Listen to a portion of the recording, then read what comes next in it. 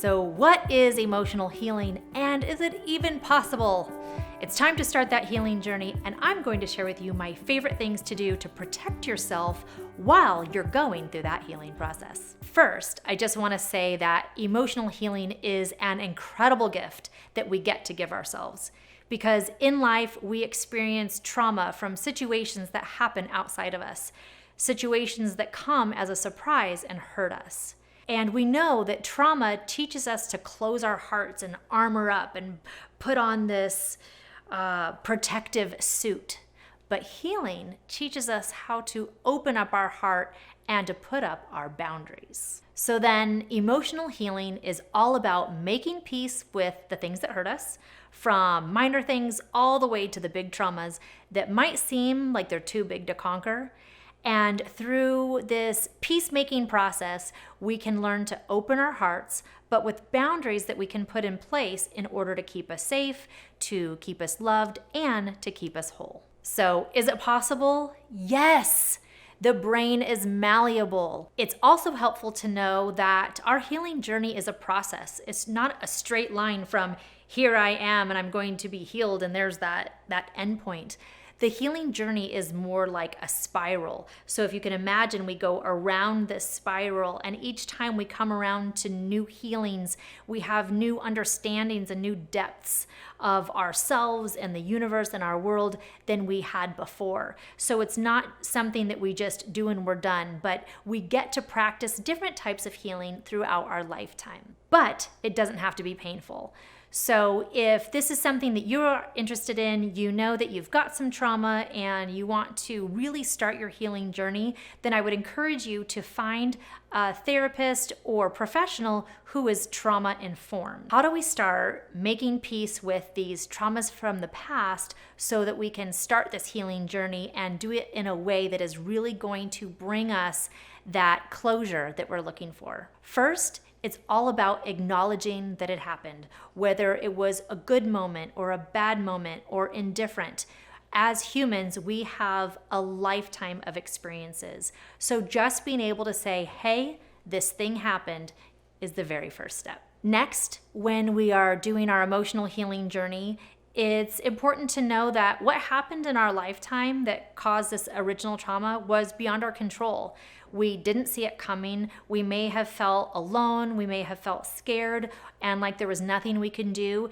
And that's normal. That is what trauma is all about. All these little elements wrapped up into one. So as you're doing your own emotional healing journey, being able to allow these thoughts to come up, these feelings and these emotions all coming up, being able to feel it so fully that it moves through your body. So the word emotion means energy in motion.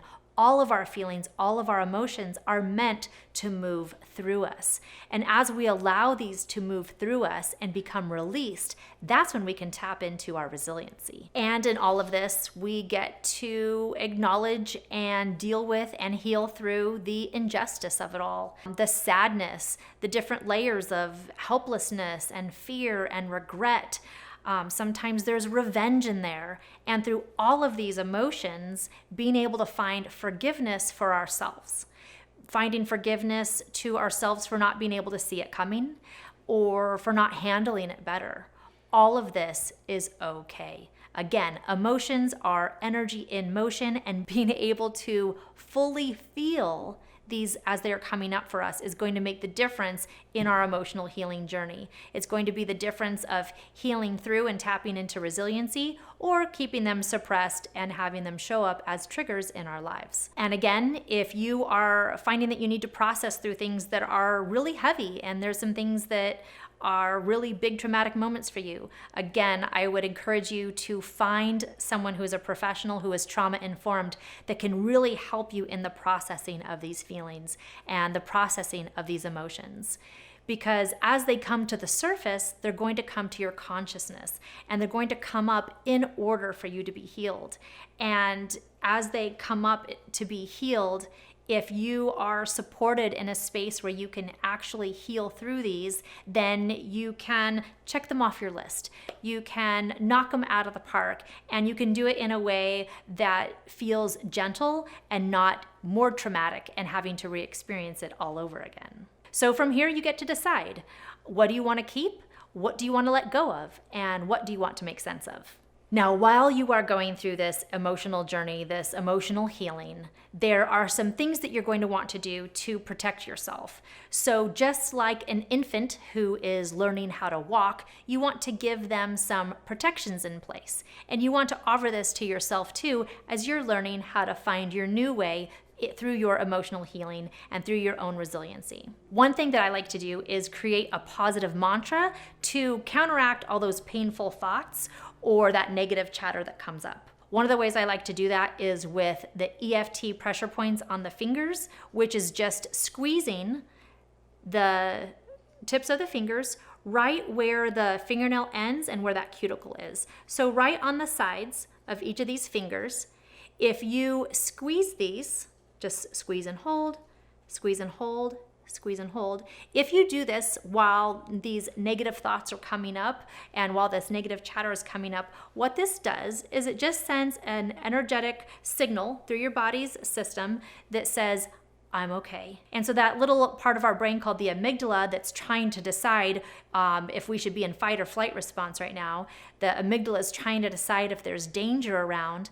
These gentle squeezes on the fingertips will actually send a pulse to the amygdala that says, calm down, I'm not in danger, I'm just dealing with some painful stuff right now. And as the amygdala starts to downgrade that fight or flight response, then we can keep moving forward. And then what happens is we can actually start to learn from those past traumas and tap into that resiliency, which is the ultimate goal. Another thing that we might want to do during this sensitive time is to practice setting boundaries and distance with other people in our lives. This could be something physical if we have toxic family members or maybe friends who aren't very supportive. But also on social media. So being able to create some distance, if you are working through something with another person, maybe hiding their profile for a little while so you're not re-triggered every time you see their face pop up while you're going through this healing journey. And then you can turn it back on later when you're done, when you've built some resiliency and the pain of seeing their face isn't hurting you as much. I would also encourage you to continue the work. This healing journey is not about the other people in the story. It's about you and you finding your own peace, your own healing, your own resiliency. So keep going. And if you are doing it alone, like I said, find somebody that can help you. Or if you're working with a professional and you're not vibing with them anymore, there are so many professionals who are good at helping create this new resiliency. There are so many modalities. Take a look at the one that's going to resonate with you so that you keep going on this healing journey. Because not only is it possible, it doesn't have to take a long time and it doesn't have to hurt. Another really great tool is to practice mindfulness. If you have some kind of mindfulness or meditation practice, taking some time to practice being alone with yourself and being quiet with yourself and getting to know what you feel like inside and who you are. And within that, being really gentle with yourself. There's no timeline for how fast you have to find this healing. There's no shoulds or have tos. This is your journey that you get to experience as you're ready and as you're ready to move through these difficult things that are coming up for you. If you are dealing with another person and it's a healing that you need to take place because somebody hurt you, part of the healing journey might be finding acceptance that the other person might not apologize for the things that they did. You might not be able to make amends with them.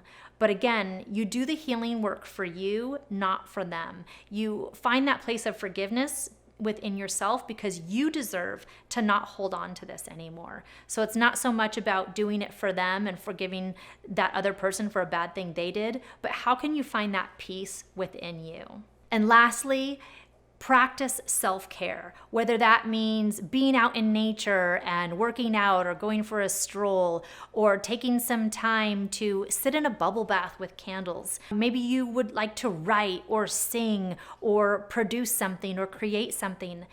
Create a practice of self-care where it's you being able to channel your own creative energy, your own true essence energy. Allow it to move through you as you are doing this incredible journey and creating this incredible gift for yourself.